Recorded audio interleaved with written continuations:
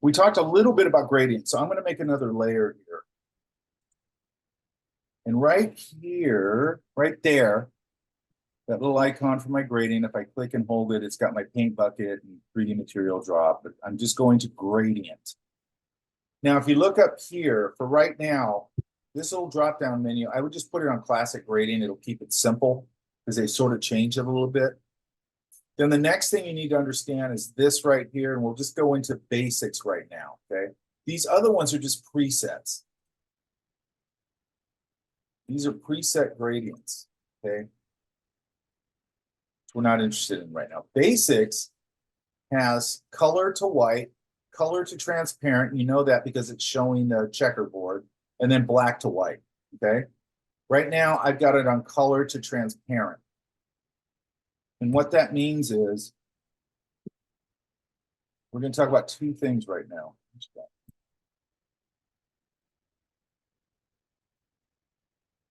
I'm going to put a red on. I'm going to go to this. Oh, now I'm going to unlock this just so it's unlocked. Go back here to my blank layer. I'm going to grab this gradient. I'm going color to transparent, and I'm holding shift just to constrain it. And I'm going to get that. Okay. Does that make sense? Yes. Yeah. Yes. Now, with our overlays, because I want to talk about overlays a little more, I can just start going through these and just start seeing what I can get. Okay.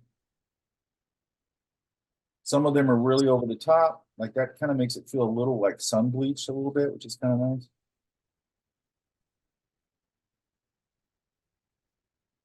That's overlay.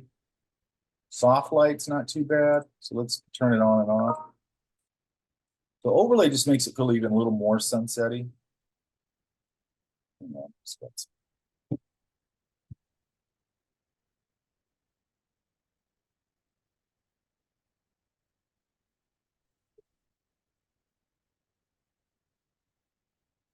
Sunsetty, too much.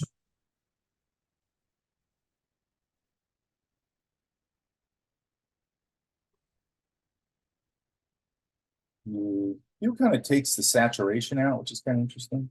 Oversaturated color, luminosity. Okay, does that make sense? Yes.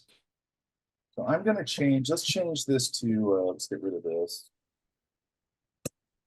I'm just going to change it to dark blue. I'm going to desaturate it slightly.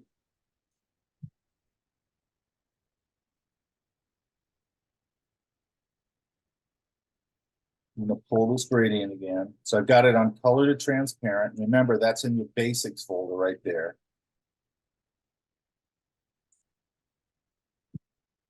It's already on soft light. I don't want it on. I'll put it on normal.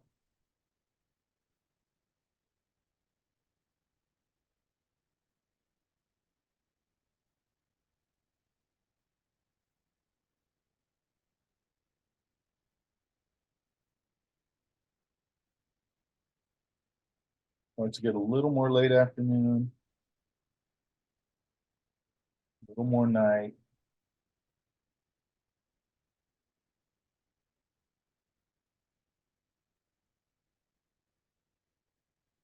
But if I wanted to start going to a night scene, I could start doing that.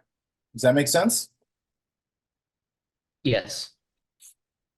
Now, we also talked about earlier on about like this sponge tool right here.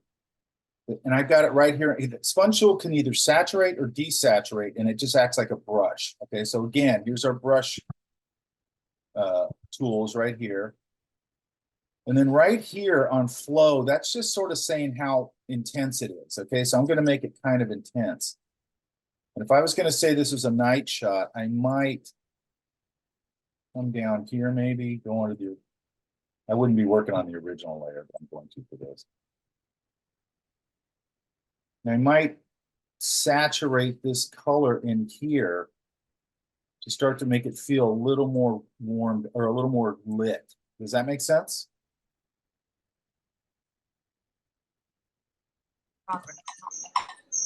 Yes? Yes. Somebody's repeating. So you can see we can start to glow things up a little more. I could come in here on top of this, grab a brush. So now I'm just on paintbrush, okay, because I want you to play around with that a little bit. And here's my, how big it is, and here's how hard the edge is. I want the edge kind of hard on this. You know, and I could start to, maybe this has got a helicopter thing on top, a really small. I'm gonna go to a red. Oops.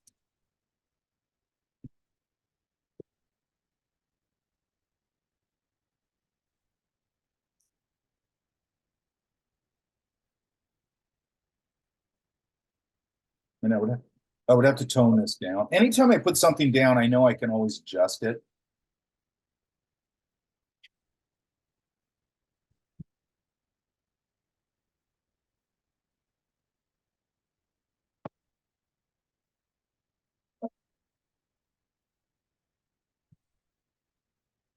I can start putting lighting on here. Does that make sense? Yes. Yes? Yes. I could start to maybe grab these. Let's see if I can do this. Right now, I'm just using the magic wand tool, which usually I don't use for hardly anything, but I'm going to use it for this real quick. And maybe just get some of this light down here. Oops.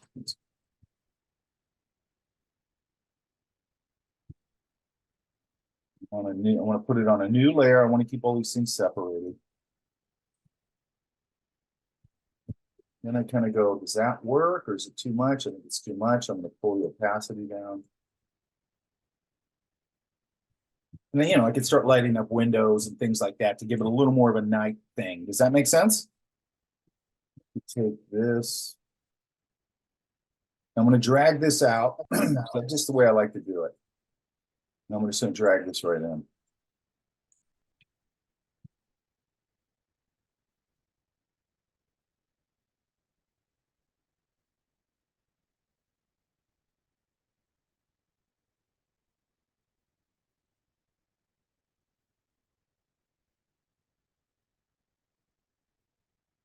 Let's see if I can put this underneath. Let's try this. Okay, I would adjust that and I'll show you how to do that in a minute because right now it's too light. But I could also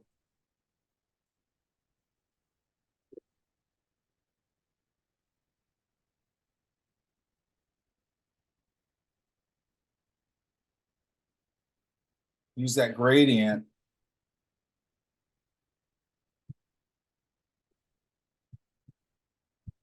Start to create. I want to change it.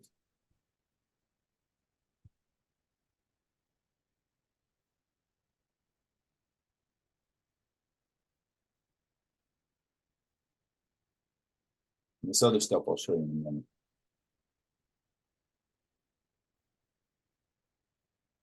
You know, and I could start to create that kind of thing. So gradient, basically what I just talked about is gradient and overlays. That's about it. And the saturation tool, which is this one right here that looks like a sponge. And when you pick it, you either have to tell it to desaturate or saturate. And flow is how strong it is, okay? You'll notice that Photoshop up in your control bar will use different words for sort of the strength of that tool. So sometimes it's like that one where it says flow, sometimes it's threshold, sometimes it's strength, sometimes I don't know why they give it different names. So let's look at this, you guys. So I've got 3 tools up here I want you to start thinking about. This is image. There's a couple tools up here. Here's mode. So we're in RGB, which is screen. That's red, blue, green. If we were doing for print, we'd be in CMYK, which is cyan, magenta, yellow, and black, which represents plates, which I'll talk about later, or grayscale. Okay, for now, that's all we're worried about. Here's your bit color and all that. And then under image also, let me pick a I gotta pick a layer, otherwise this doesn't work. Image, adjustments, okay? Here you have auto tone, auto contrast, auto color. Sometimes those work pretty good. Sometimes they don't. And then, but you can go here to adjustments. You have levels, brightness, contrast, and hue saturation. It's the three I want to talk about today, okay? Brightness, contrast is exactly what it says. Here's brightness. And here's contrast, which pushes the contrast between dark and light, okay? Very simple, you just use sliders, okay? Go ahead. Mike, Yeah. what does legacy do when you check it for bright? Let me get into that later. Oh, okay, got you. Thank you. I'm trying to just stay on the big points and then we can get, I always like big to small. I'm going to go to adjustments and I'm going to go to levels. We have our darks, our mediums, and our lights. We'll worry about this later. And then we have these, which we'll talk about later, okay? So my darks, so I want to push the darks. I come over here and I start pushing the darks. So I want to push the mids, which is probably what I use the most. That's actually a little better right there. Or I want to push the lights. Okay, pretty straightforward, okay? Then this one, hue saturation. Okay, this is important. They're all important. So hue saturation, you have, the first one is just the spectrum. So if I turn this, I'm just going to get all these, it's going to just roll through the spectrum of color, okay? Saturation is exactly what it says. If I turn it this way, I get oversaturated. If I turn this way, I get completely desaturated. And then lightness, which isn't really different from brightness. I don't use that very often, okay? And then there's this little button here called colorize, which is really important. So if I wanted to turn this whole thing monochromatic, whatever's on this foreground swatch, okay, so if I pick a color like I just did, it's going to go to the foreground swatch. I can go to image, go back to hue saturation, and I hit this little colorize button, and it will turn everything to that monochromatic color that I chose, okay? So let's switch it to, some reason my thing keeps coming undone. Let's switch it to blue. And then the hotkey for it is control or command U. And colorize, and now we get a blue version. Now, if I saturate that, I get more of that. Okay, does that make sense? Yes, but would you mind going back and showing it one more time, please? Sorry. Okay, so I'm going image, adjustment, hue saturation, and I just click this colorize button. That's it. Then I can adjust it here. Now, another thing I could do, I could roll through the color spectrum and go, do I like another color better? That's what I almost always do, by the way. Okay, thank you. Got it. Thank you, thank you. And always remember, and like this one, I'll edit this video by tomorrow and I'll put it up. Okay, so that is levels, brightness, contrast, hue saturation. That's all I want you to think about for today, okay? But here's as far as those tools go. But the way we're actually going to use them would be here under our layers, because we just want to start doing this right now. Under our layers, of course, I got to get rid of all this stuff. Right. Okay, so we have our trash can where we can throw the layer away. We have a plus sign that we can create a new one. This is just, by the way, this folder, I can just do that, and then I can start grouping my layers into a folder. That's all that is, okay? So it just creates a folder. You can take your layers and put them in a folder, which is really smart, by the way. Okay, so now we have this one, this one, this one. We know what it is. And now this one and this one we're going to learn today. Maybe a little of that. Probably not that much. So this one is your adjustment layers. So everything we just talked about is here. Here's levels. Okay, so let's just do something with levels. Let's muck it all up. By the way, this little arrow right there will reset it back. So if you screw it up and you guys just want to go back to default, you just hit that. And then this little eyeball shows you what the original was and what you have right now. Okay. That's just that for now, okay? So I can adjust the levels here. Now, when I go to my layers, there's this adjustment layer. And if I want to go back and tweak it, I can double click this and I'll go back and tweak it. It also all lives under, because everything has a palette and they all live under Windows. I'm going to go to adjustments.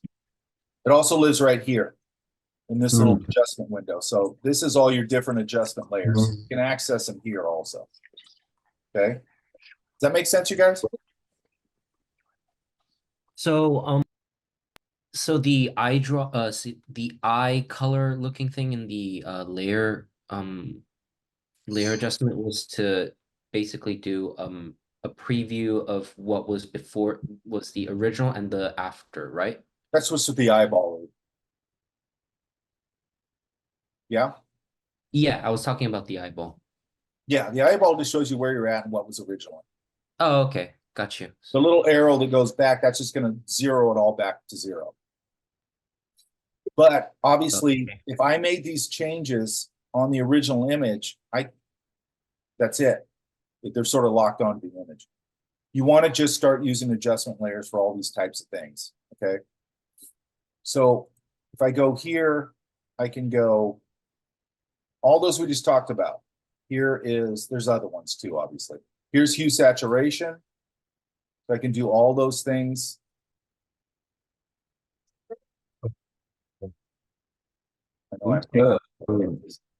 I can turn these on, turn them off, or I can just throw them away. If I come in the next day and I just want to start over. And so those things that I just talked about. Mike, I have a question. Yep. When you were highlighting the windows to give those a reflection, how did you highlight multiple windows? I held shift. So I used a tool here that I don't usually use because it's not a very good tool. But sometimes it'll be okay for something like this. And I just use this magic wand tool. All the magic wand tool does is it just selects pixels that are similar. So I just select that, and then I held shift and I select that, I select that, I select that, select that. Does that make sense? Gotcha. Okay, thank you. Then I just go Command Control D or Command D, and I just deselect. Control D. Now that tool, by the way, this tool, the magic wand tool, when I do that, you can see it selects X amount of pixels, right? So right here, here's another name, how strong it is, okay? Which is tolerance in this case. So I'm going to go up to, let's go up to 7. And you can see it starts to select more. And let's go up to 100. Now it's selecting all kinds of stuff. You can see it's very random. It's not a very useful tool, to be honest. Once in a while it is. Like for those windows, it probably would have been okay. But this is another word for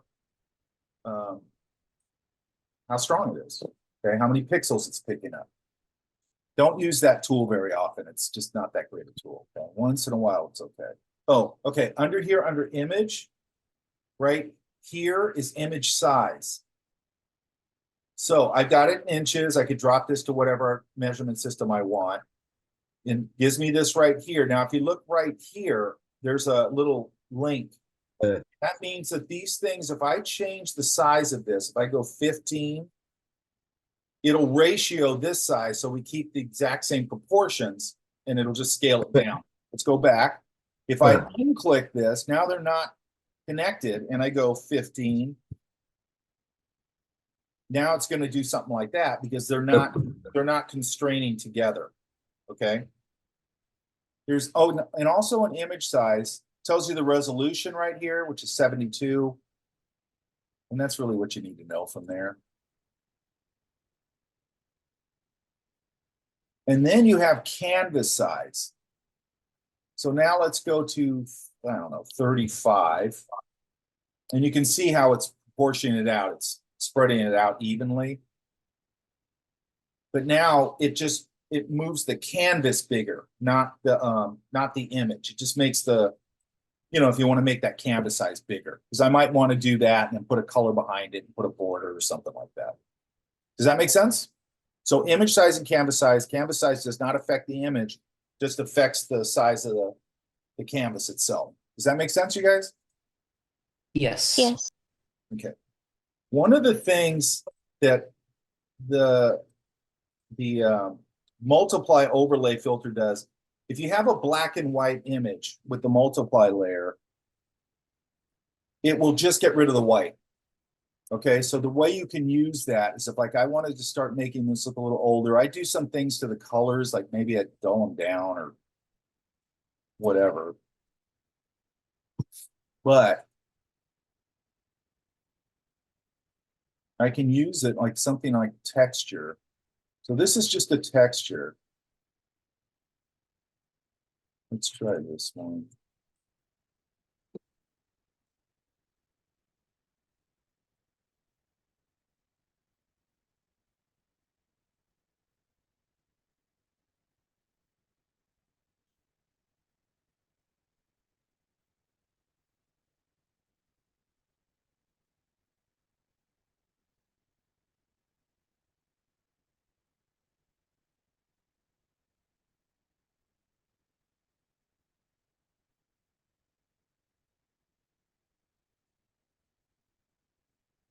So if I go to multiply,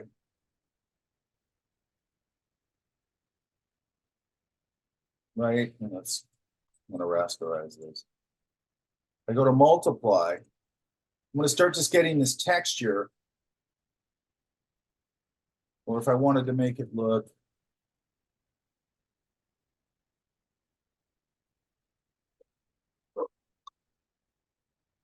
maybe like it's been folded.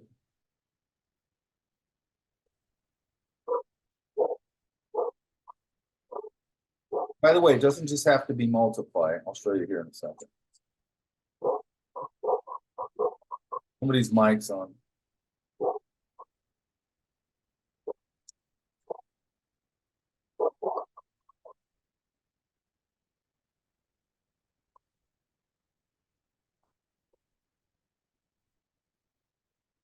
And I can start to get these things.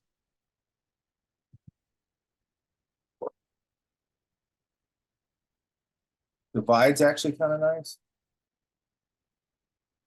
Does that make sense, you guys? Yes. And I can knock this down a little bit. It's not so strong, more like that. Let's do this one. Wait, so did you just put it on top of the image and then press multiply?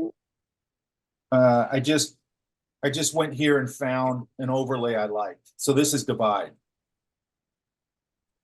To put it all together, right? Just to make it blend in with this underneath.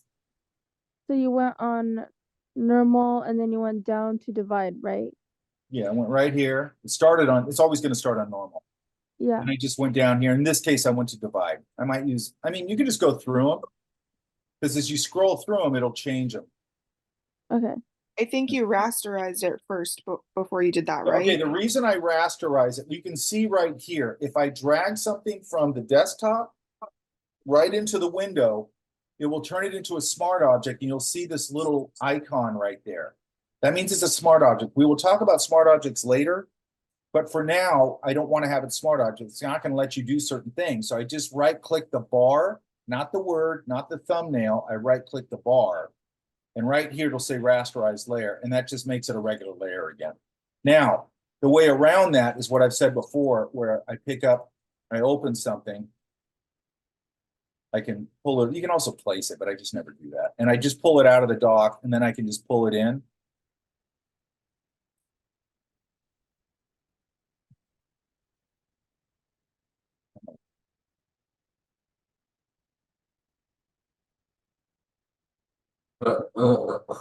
I can just pull it in. Okay, it's in there somewhere. Oh, there. I know what I did. And I can just pull in it. It won't do the smart object thing. So I just, if you pull it off the desktop, just remember you got to rasterize it. And also rasterize lives. I think it's under. Hang on. Let's do something.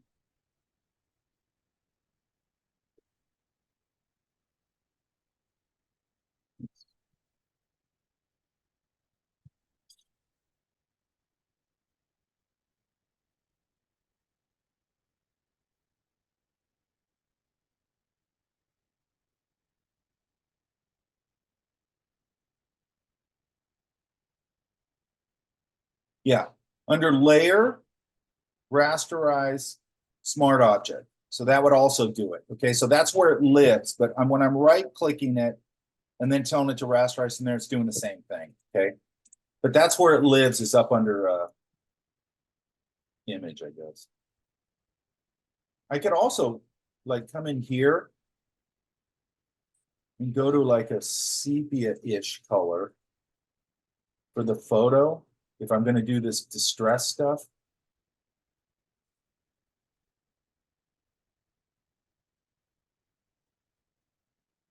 Go to my adjustment layer right here and go to hue saturation and go colorize right there. And now I get a much more sort of old take on it. Does that make sense? I could even blow it out a little bit, like it's starting to fade a little bit. Does that make sense? Yes. Pretty simple, right? That little colorize button, remember that, okay? It's a really handy tool. Wait, Mike, Yeah, can you show me where the colorize button was? I think I keep missing it. it's in hue saturation right there. Got you. If Okay. you go into the actual hue saturation panel, which is Control U, Mm-hmm. I go Control U.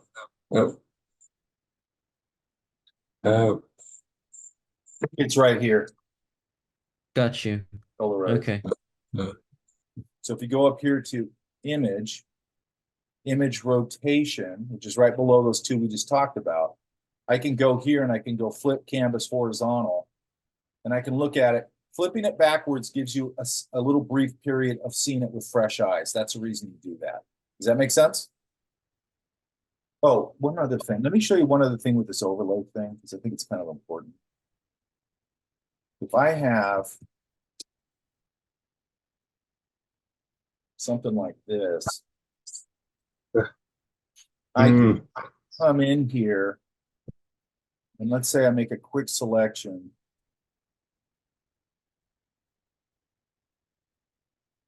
This is going to be a real half-ass selection, so forgive me.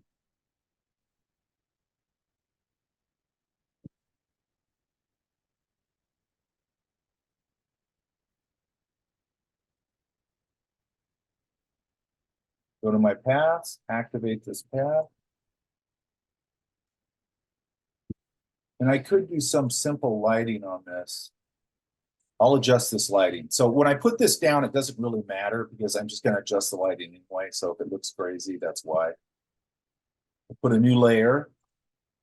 Maybe it's bottom layer.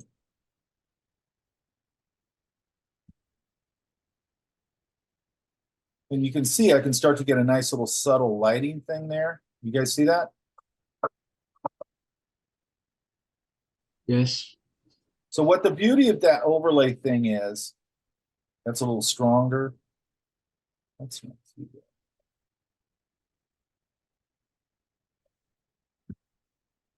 Change the light altogether there and made it yellowish. Sometimes I like it when it does that. That's really subtle there. Let's go back up to multiply. I think multiply is fine. You know, and then I could maybe just to get a warm, cool thing going.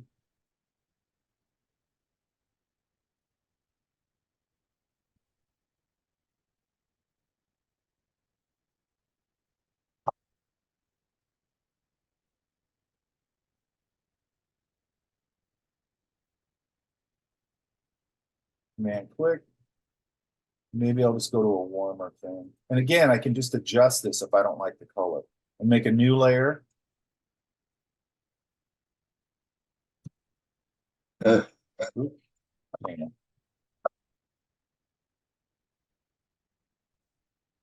Same thing. Find out what's going to work. There's different ways of doing it. This is one way of doing it. That's really subtle. That's subtle. I'm trying to find one that marries into the background really good.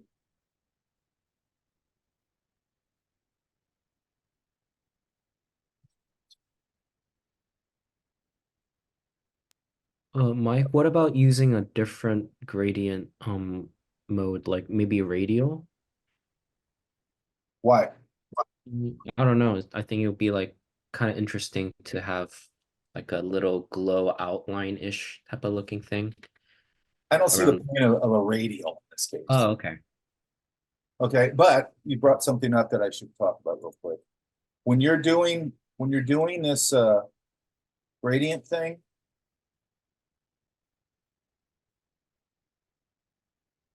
there's one other tool in here that I forgot to talk about. So here's the gradient. So we have it on, let's put this. We have it on this color transparent, which does that, okay? If I go to black and white, oops, if I go to black and white, it's just going to literally be black and white, which is going to come in handy next week.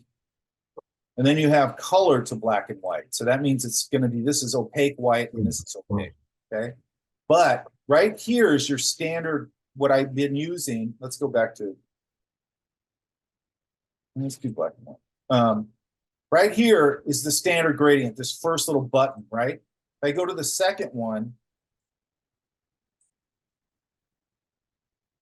it makes a radial blur or a radial gradient. If I go to this one, it makes a pyramid. Like we're looking down at a pyramid or a cone. This one will just make it right in the middle and on the two ends. And this one's a star. Does that make sense? But for most things, I'm using this first one right there. That's just a smooth gradient. Yes. So you guys get this? It's just another overlay with a gradient. That's all this is, okay? This one back here, I'd probably blur a little bit. That line's a little too hard. You guys see how that line is too hard? Yes? So there's a tool in here that we briefly talked about right here. So here's your sponge tool. And then right over here with your smudge tool, there's a blur tool, which is just a brush that'll blur things. And again, here's the strength. So right now it's at 100%. If I come in here, I can start to soften these edges just by painting them.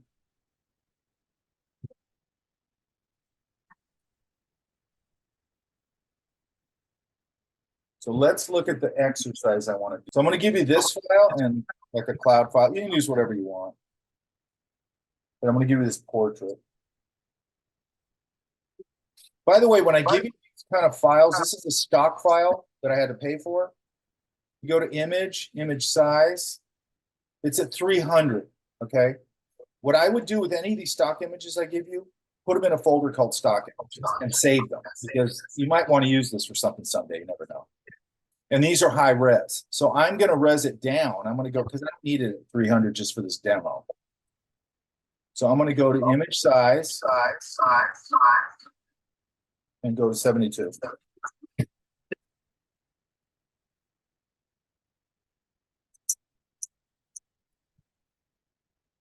And then I'm going, so what we're going to talk about here is a layer mask, okay? Which is, now we've gone, I have to move this stupid thing.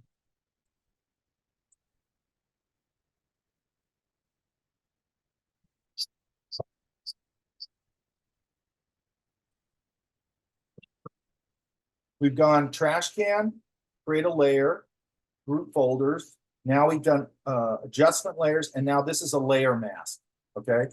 So I'm going to unlock this because otherwise I can't go behind it. I'm going to put I'm going to drag this. Let's double click it.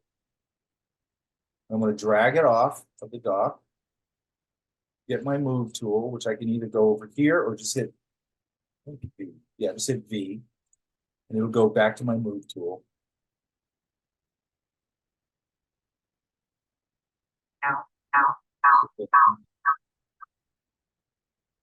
That's weird.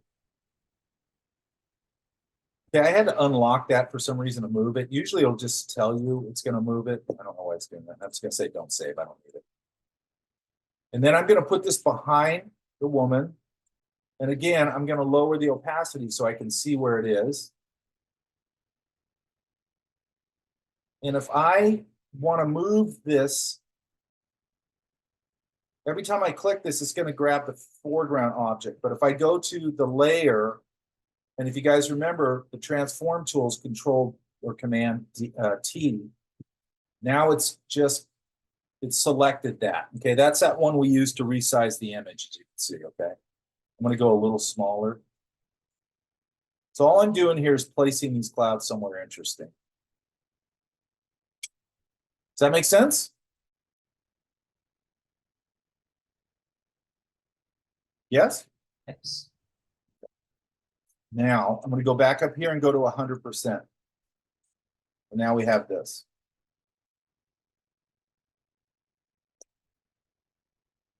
This is something you see in like 10,000 movie posters. Okay, and then I'm going to select this layer with the woman on it. And I'm going to click this little button, which is our layer mask. Then I'm going to go over here and I'm going to hit this little black and white swatch, little teeny ones, and that'll zero this out. I'm going to put the black in front by using that or hitting X. If I hit X, it'll bounce them, but I want the black in front. So what you have to remember here is black reveals, white conceals. Okay, I'm going to get a brush right there. I'm going to go up to my brush settings right here. And I'm going to make it a little bigger. Again, you can do that with your brackets, but the main thing is I want this to be soft. So I'm putting the hardness all the way down to 0. I want a bigger brush, so I'm going to use my right bracket to make this bigger. About there. And then the opacity is at 62. I think that's okay. And here's what this does. You guys have all seen a stencil, obviously, right? Yes. So if I'm holding up a stencil, I cut the shapes out of the stencil, I can see through it. Here's the only difference with this. That's basically what it's doing, except that I can paint the stencil back in. So whatever I cut out, I can paint back in again and make it solid. That's what this does, okay? So you're not erasing, you're painting something in or painting something out, okay? And this right here, this little white shape, if you notice it's highlighted, it's got the little white bars around it. That means that's what I'm on. You want to be on the layer mask for this. If I click this, then I'm on the image. That won't work. I need to be on this, which it'll default to when you make a layer mask, when you push this little button. And now I'm going to get my brush. I've got my brush right here. Nice soft brush. I'm going to lower the opacity some more.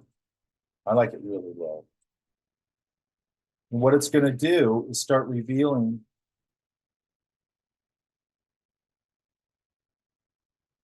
the information underneath in a really nice way. Does that make sense, you guys? Yes. The Yeah. beauty of it is then I can go, okay, I don't like that. I want a little less. I can just go X, flip back to white, and paint it back out. And I can just endlessly adjust this. You guys know what I'm talking about, how you see this in movie posters all the time, correct? Yes. I just saw one. This is what happens when you're in Photoshop. Every time you see something, you go, oh, there's the layer mask thing.